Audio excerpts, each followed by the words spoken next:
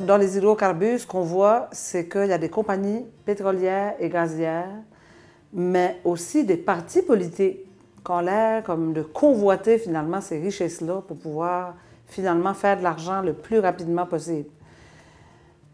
En tout cas, je me dis Québec solidaire a le mérite de ne pas aller dans cette direction-là, de vraiment se démarquer sur la scène politique aux îles puis au Québec.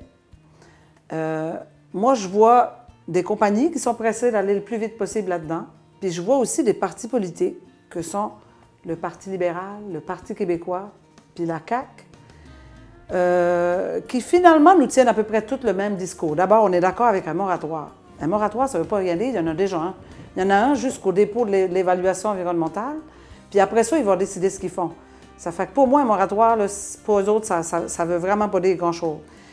Puis d'autre part, entre autres, il y a le Parti québécois qui nous dit, oui, on va écouter la population. Ils ne nous disent pas ce qu'ils vont faire avec ça, mais on va écouter la population. Puis ils nous disent aussi, peut-être qu'on partagera les redevances, peut-être qu'on regardera ça s'il y aura un BAP. Puis quand on sait ce que ça veut dire un BAP, d'autant plus, là. Fait que je me dis, à Québec solidaire, on a le mérite d'avoir une position claire puis de dire, pour nous autres, Old Harry, c'est non. Pour plusieurs raisons. Parmi ces raisons-là, il y a le fait que le golfe, c'est un écosystème unique, puis qu'on ne peut pas jouer avec ça comme ça. Il y a vraiment trop de risques. On nous a souvent dit qu'on n'irait pas si ce n'était pas sécuritaire, mais ce n'est pas sécuritaire.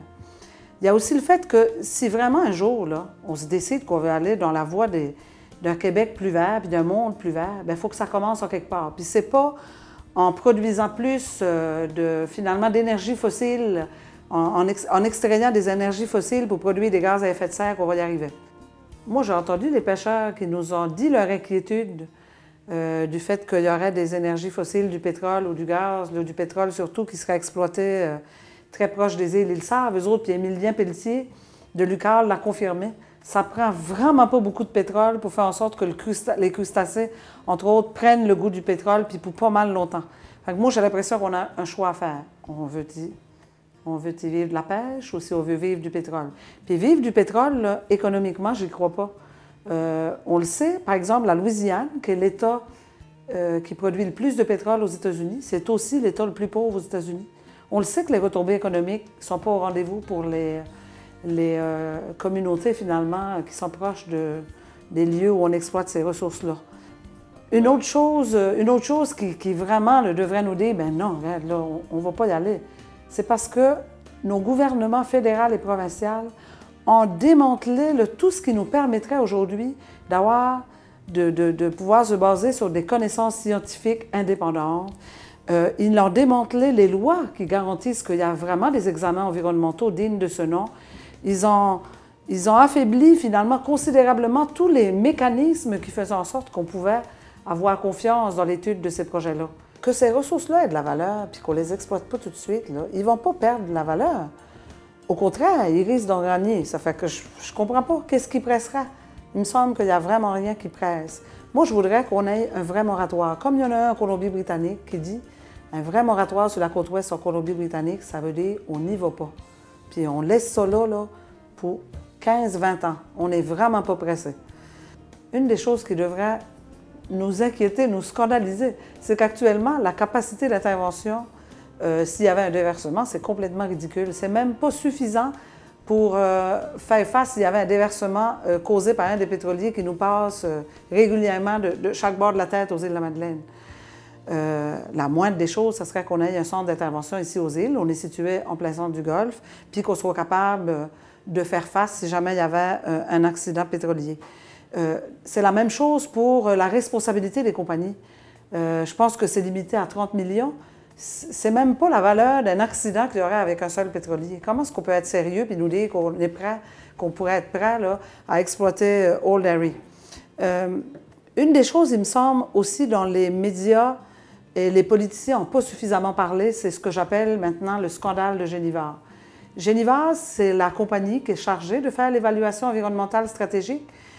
Et puis, cette compagnie-là, c'est une compagnie qui investit massivement dans le pétrole. C'est une compagnie qui veut faire son argent dans le pétrole. Il me semble qu'il y a un conflit d'intérêts là qui crève les yeux. En plus, c'est une compagnie qui est dans le top 5 des compagnies qui ont le plus financé le Parti libéral du Québec ces dernières années. Puis si on comptait juste au prorata des employés de Génivard, bien là, ils ont la médaille d'or des plus généreuses firmes de génie conseil qui financent le Parti libéral du Québec. Je ne sais pas si les gens se rappellent, entre autres, là, dans la foulée du printemps étudiant, comme on pourrait l'appeler, à un moment donné, on a entendu parler d'un déjeuner qui avait été organisé par des cadres de Génivard, un déjeuner auquel participait d'ailleurs un illustre membre de la mafia, dont je ne me rappelle pas le nom.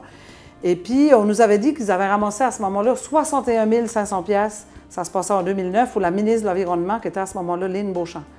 On a un gouvernement qui est dirigé par un parti qui veut aller dans le pétrole le plus vite possible, qui a donné un contrat à une firme qui veut faire son argent dans le pétrole, puis qui finance généreusement ce parti-là. Puis là, on nous dit qu'il faudrait être rassuré, avoir confiance, puis qu'on a juste à attendre les résultats de l'étude environnementale. Moi, tant qu'à moi, ça n'a aucune crédibilité. Si on veut une étude environnementale digne de ce nom, il faut qu'elle soit menée par des scientifiques et des institutions qui sont indépendantes de l'industrie pétrolière et du gaz. Moi, il me semble que Québec solidaire a une position qui est pas mal plus intéressante pour l'avenir. C'est une position qui veut tourner le dos aux énergies fossiles, puis qui veut investir dans la voie des économies d'énergie, puis des énergies vertes. Puis il me semble aussi que les îles pourraient être un territoire qui tirerait grandement bénéfice d'une direction comme celle-là. Entre autres, il me semble qu'on pourrait être un beau laboratoire pour, par exemple, mettre à l'épreuve des techniques d'économie d'énergie, des énergies vertes, mais aussi des pratiques d'adaptation au changement climatique, puisqu'on le sait, aux îles de la Madeleine, on est, je dirais, sur la première ligne face aux effets des changements climatiques. On y a déjà goûté, puis ça fait juste commencer. Fait que me semble que ça serait intéressant pour les îles d'aller dans cette voie-là et pas aller dans la voie de dire, ben oui, nous autres, on va ajouter à la production pétrolière et gazière. Mais moi, il me semble que le Québec a besoin d'un député des îles de la Madeleine qui va se tenir debout dans le dossier du pétrole et du gaz. Hein, il y a des gens qui disent on est les protecteurs du Golfe. Je pense qu'aux îles de la Madeleine, on est les protecteurs du Golfe. Si on n'envoie pas à l'Assemblée nationale quelqu'un qui va se tenir debout pour protéger le Golfe, qu'est-ce qu'il va le faire? Fait que moi, il me semble que ça prend un député de Québec solidaire qui a une position claire, qui dit on n'y va pas dans ces énergies-là. Ça prend un député de Québec solidaire pour présenter les Madeleineaux sur cette question-là, c'est sûr.